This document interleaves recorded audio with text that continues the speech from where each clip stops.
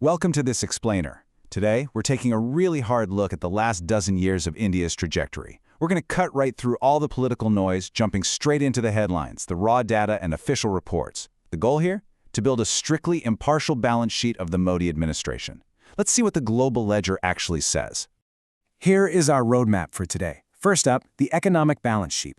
Then, India's digital public infrastructure. Next, investment in agricultural challenges, followed by strains on social cohesion. And finally, democratic institutions and freedoms. All right, let's kick things off with Section 1, the economic balance sheet. Right out of the gate, if you glance at the headlines from the Press Information Bureau and global rating agencies, wow, they paint a picture of an economy in absolute overdrive. Projections from S&P and Fitch predict a highly robust 6.5 to 7.4% growth rate. In absolute terms, India is aggressively cruising toward becoming the fourth largest economy in the world. So, on our balance sheet, this is a massive, undeniable asset. But if we dig into the comparative data from the Impress Institute, there's a fascinating nuance here. When we look at the 10-year compound annual growth rate, which is essentially just the long-term average growth, it's actually slightly lower under the current administration. The previous UPA era saw 6.7%, while the Modi era sits at 5.7%. Now, to be completely fair, global crises play a huge role in this, especially that massive economic contraction during the 2020 pandemic. However, researchers are quick to point out that growth had already begun slipping to about 3.9% just prior to the pandemic. Flipping over to a recent cutout from the Economic Times, we hit another massive asset: 8 new free trade agreements covering 37 developed countries. Agreements like the really landmark deal with the European Union signal a highly publicized, strategic push to boost long-term development by opening up to the global stage. Moving right along to Section 2, India's digital public infrastructure. This is the blueprint for what's known as India Stack. It's a government-led digital infrastructure, and honestly, it is genuinely transformative. Here's how it works. Step 1, Aadhaar. This enrolled roughly 99% of Indian adults. That is over 1.4 billion biometric identity cards. Step 2 links those identities to UPI, which is a lightning-fast, zero-cost digital payment system. And Step 3 secures the whole shebang with DigiLocker. Crucially, strict domestic regulations keep all this sensitive data on domestic servers, establishing true data sovereignty over global commercial clouds. And in international reports like this really fascinating dossier from the Institut Montaigne show this architecture isn't just about everyday convenience, it's an absolute economic powerhouse.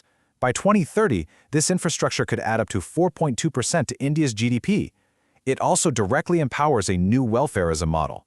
By sending benefits directly into Aadhaar-linked accounts, the government has practically eliminated the massive subsidy leaks that had historically plagued the country.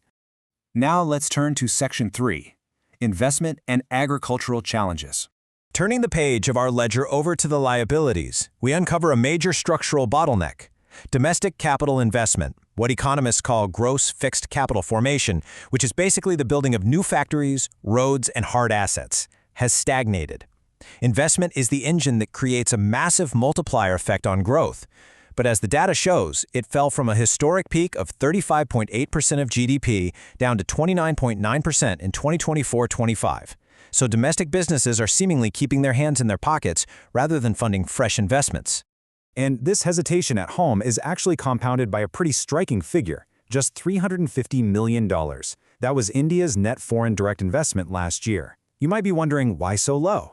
Well, the reports show a massive $51 billion repatriation of capital by existing foreign investors, combined with Indian companies heavily investing about $29 billion abroad. Right now, capital is literally flowing out faster than it's flowing in. This all ties into a phenomenon analysts call structural regression. Normally, as economies prosper, workers naturally move from farms to factories. But in India, nearly half the workforce, 48%, remains tied to agriculture, which only generates 18% of the GDP. Manufacturing simply refuses to rise despite major national campaigns. And it's complicated by policies that, for example, subsidize water-guzzling sugarcane in dry regions rather than incentivizing crops like oilseeds, which India is currently forced to import. Which leads us into Section 4. Strains on social cohesion. Of course, economic activity requires a baseline of absolute trust in society, which brings us to documented strains on social cohesion.